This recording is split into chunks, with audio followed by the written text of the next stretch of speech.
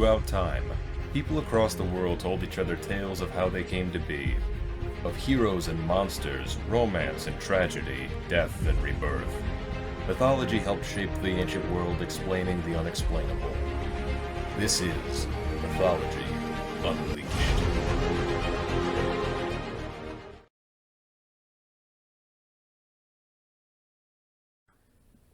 There once dwelt within the cities of China a son of a tailor, an urchin of the streets named Aladdin. A ne'er-do-well if ever there was one, shirking his responsibilities and whiling away his days with other scapegraces of the town. Not even the death of his own father could waylay Aladdin's carefree existence as a street rat, leaving his mother to work hard, spinning yarn and thread, while he did whatever he so pleased. One day, when he was playing in the streets as usual, a stranger from Africa approached him and asked him if he were not the son of Mustafa the tailor. When Aladdin confirmed this, the stranger declared himself the long-lost brother of Mustafa, and Aladdin as his dear nephew. Later that day, Aladdin told his mother of his newly found uncle, but she was skeptical. She knew Mustafa had a brother, but believed him dead.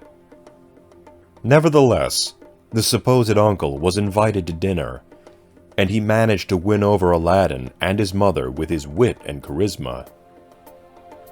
On learning that Aladdin was without a trade, he offered to take a shop for him and stock it with merchandise. Though Aladdin was all for obtaining money, he could easily smell a rat. Something was amiss. The next day, Aladdin's supposed uncle purchased him fine clothes and took him all over the city, showing him the ways of working men. The day after, the stranger led Aladdin into some beautiful gardens a long way outside the city gates, and onwards to two mountains divided by a narrow valley. Now this stranger, who declared himself Aladdin's long-lost uncle and a master of the trades, was in truth a shrewd con artist, but moreover, a talented sorcerer who coveted power above all others. He had read in his magic books about a wonderful lamp which would make him the most powerful man in the world, and though he alone knew where to find it, he could only receive it from the hand of another. He had picked out the foolish Aladdin for this very purpose, intending to obtain the lamp and kill the boy afterward.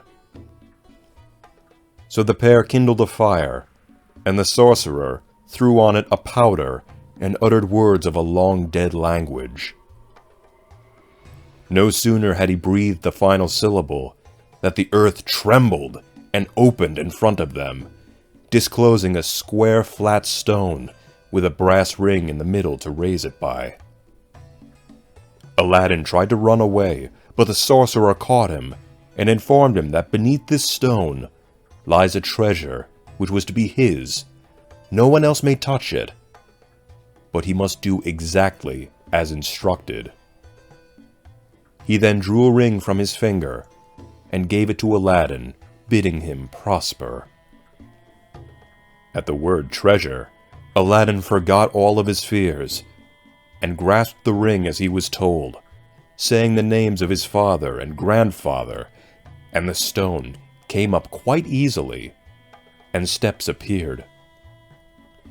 Aladdin descended into the Cave of Wonders, finding an open door that led into 3 large halls. He made his way through the halls without touching anything, lest he die instantly. The 3 halls led out into a garden of fine fruit trees, and then a terrace where stood a lighted lamp, the prize of this venture that the sorcerer had sought so hungrily. Aladdin poured out the oil within the lamp and made his way back to the mouth of the cave. The sorcerer ordered him to hurry and to give him the lamp, but Aladdin refused until he was out of the cave, The sorcerer's impatience turned to anger, which consumed him, and throwing some more powder on the fire and reciting more forgotten words, the stone rolled back into its place. The sorcerer made his way back to the Maghreb, and Aladdin was trapped within the cave. For 2 days, Aladdin remained in the dark, crying and lamenting. In his anguish, he clasped his hands in prayer, but in doing so, he rubbed the ring that the sorcerer had given him, and promptly forgotten to take from him. In that moment, an enormous and frightful jinn appeared before the astonished youth. This was the slave of the ring, bound by magic to obey the ring-bearer in all things. Without hesitation, Aladdin wished to be freed from the cave, and without a moment's passing, the earth opened, and he found himself outside, and the jinn returned to the ring. When he returned home, he told his mother what had passed, and showed her the lamp and precious stones he had pilfered from the cave. Intent on selling the lamp, Aladdin's mother began to wipe down the dingy old antique, and in the fraction of a moment, a deep mist emanated from the spout of the lamp, and took the shape of a powerful jinn, much larger and more vicious-looking than the one of the ring. When the lamp jinn asked what Aladdin's mother commanded of him, she fainted away. But Aladdin, snatching the lamp, demanded something to eat. And so the jinn conjured a silver bowl of fruits, 12 silver plates of rich meats, 2 silver cups, and 2 bottles of wine. When Aladdin's mother had revived, he told her about the lamp and the jinn as they feasted like they had never done before. Though she begged him to sell it and have nothing to do with devils, Aladdin was formulating an idea. When they had eaten all the jinn had brought, Aladdin sold one of the silver plates, and so on till none were left. He then had recourse to the jinn, who gave him another set of plates, and thus they lived for many years. Aladdin had earned himself a decent living, made a venerable reputation for himself among the working men of the bazaar, and always kept the ring and the lamp close at hand.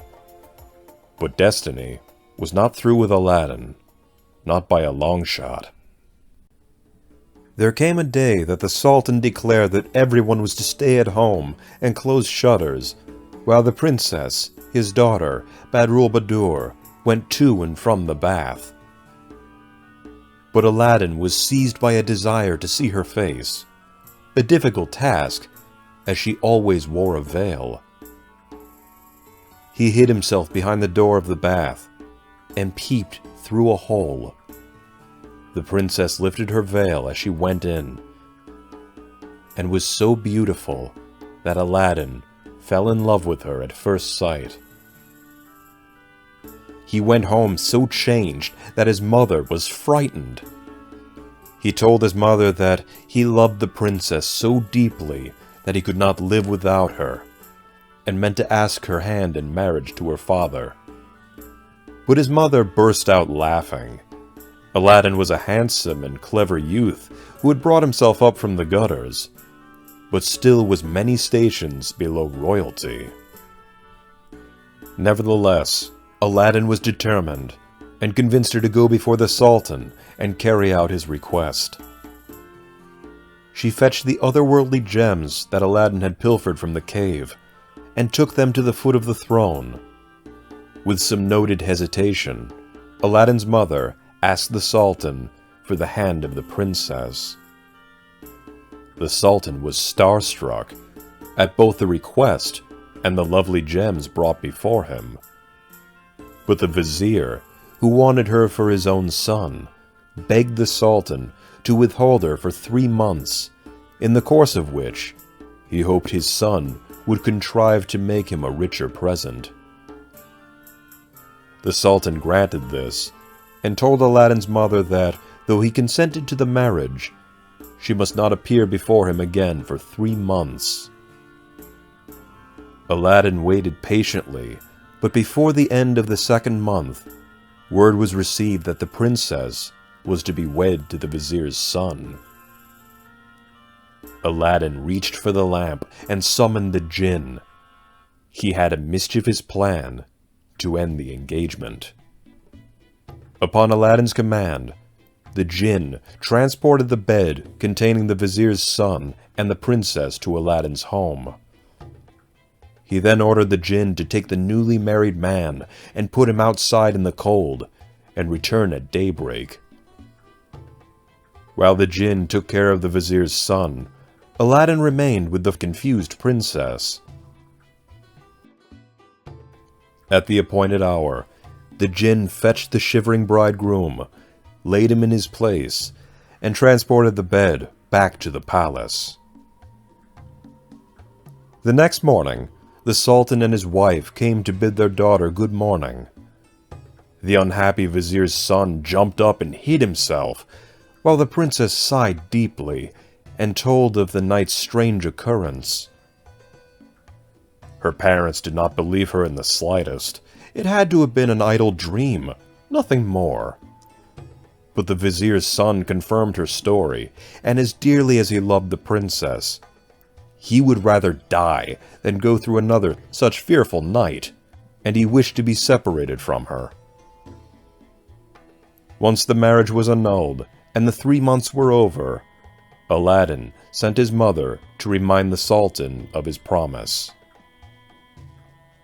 On seeing her poverty, the Sultan felt less inclined than ever to keep his word, and asked the vizier's advice, who counseled him to set so high a value on the princess that no living man could come up to it. So the Sultan commanded that Aladdin must first send 40 basins of gold brimful of jewels, carried by 80 splendidly dressed slaves. Though an impossible task for even the richest of men, Aladdin procured the Sultan's demand with the rub of a lamp and the magic of a jinn. Impressed and pleased, the Sultan at last acquiesced and granted the union of Aladdin and Badroulbadour. Aladdin went down to the palace, adorned in richly embroidered clothing, riding a horse surpassing the Sultan's, with 20 slaves attending him and 6 slaves attending his mother. When the Sultan saw him, he came down from his throne, embraced him, and led him into a hall where a feast was spread, intending to marry him to the princess that very day. But Aladdin refused, declaring he must build a palace fit for the princess, and he took his leave. The jinn of the lamp built a palace of the finest marble, set with jasper, agate, and other precious stones, a large hall with a dome in the middle, its 4 walls fashioned of large amounts of gold and silver, each side having 6 windows, whose lattices all set with diamonds and rubies. Though Badroulbadour was hesitant beyond words at her father's arrangement, when she at last saw Aladdin in all his glory, his handsome face and his loving smile, it was love at first sight. After the wedding had taken place, Aladdin led her into the hall, where they feasted and they danced until midnight. Aladdin had won the hearts of the princess, the Sultan, and of the people by his gentle bearing. He was made captain of the Sultan's armies, and won numerous battles for him, but remained modest and courteous as before, and lived thus in peace and content for several years. But far away in Africa, the sorcerer remembered Aladdin, and by his magic arts discovered that instead of perishing miserably in the cave, Aladdin had escaped and was living in great honor and wealth. He knew that the poor tailor's son could only have accomplished this by means of the lamp. And so he traveled night and day, until he reached the capital of China, hell-bent on Aladdin's ruin. While Aladdin was away hunting, the con man came up with a vengeful scheme. He purchased 12 copper lamps, put them into a basket, and went to the area of the palace, crying, "New lamps for old." One of Aladdin and Badroulbadur's servants heard the call, and with the blessing of the princess, offered up the lamp in the corner shelf, not knowing the jinn that dwelt within. With the lamp finally within his grasp, the sorcerer made off with the powerful relic. With a quick rub, the jinn appeared, and at the sorcerer's command, carried him, together with the palace and the princess within, to a lonely place in Africa, vanished without a trace. The next morning, the Sultan looked out of the window towards Aladdin's palace and rubbed his eyes, for it was gone. With no sign of his daughter, the Sultan sent 30 men on horseback to fetch Aladdin in chains, intent on executing him. Aladdin would have been beheaded for sure, were it not for the love of the people staying the executioner's blade. The Sultan demanded an explanation from his son-in-law of the disappearance of his daughter and of the palace, but Aladdin was so amazed that he could not say a word. Aladdin was granted 40 days to find his wife, promising if he failed to return her, he would suffer death at the Sultan's pleasure. He rubbed the magic ring he still wore, and summoned forth the jinn of the ring, in hopes the magical being could bring back his wife and home. But the jinn could not undo the magic of the slave of the lamp. It was not in his power. Instead, taking him to where the palace and the princess were held. In the blink of an eye, Aladdin found himself in the Maghreb, in the plains of North Africa, and he knew who was responsible for his misfortune. That morning, the princess rose early, opened the window, and saw Aladdin smiling up at her. Great was the joy of these lovers at seeing each other once again, their hearts filled with relief. After the princess explained what had transpired, she told her husband that the sorcerer carried the lamp upon him at all times, and had plans to take the princess for himself when her spirit was broken at last. Aladdin comforted her, and informed her that he was concocting a scheme. So the once street rat Aladdin went into a nearby village and purchased a certain odorless, tasteless, and deadly powder, and he gave it to Badroulbadur. Upon Aladdin's instruction, the princess put the powder at the bottom of a goblet, donned her most beautiful dress, and received the sorcerer with smiles, seducing him to make him think that she had abandoned all hopes of ever seeing Aladdin again.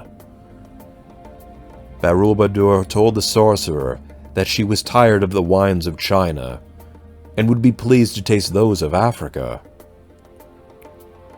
The sorcerer filled the goblets with the requested wine, unaware that the one closest to him had the deadly powder within, as it dissolved instantly in the liquid. She set her cup to her lips, and kept it there, while the sorcerer drained his cup to the dregs, and in the blink of an eye, fell back, lifeless. The sorcerer was gone. Aladdin and Badroulbadur were at last reunited with one another, and Aladdin then went to the dead sorcerer, took back the lamp out of his vest, and bade the jinn of the lamp to carry the palace and all within back to China. In a fraction of a moment, Aladdin's wish was granted, and the palace and all within were returned to China. The Sultan looked out his window and rubbed his eyes once again, for there stood the palace as before. He hastened, and Aladdin received him in the great hall, with Barulbadur at his side. The loving couple explained what had happened and presented the dead body of the sorcerer as evidence. A 10-day feast was proclaimed, and Aladdin and Barulbadur lived their lives together through times of joy and struggle, with the magic lamp always within reach.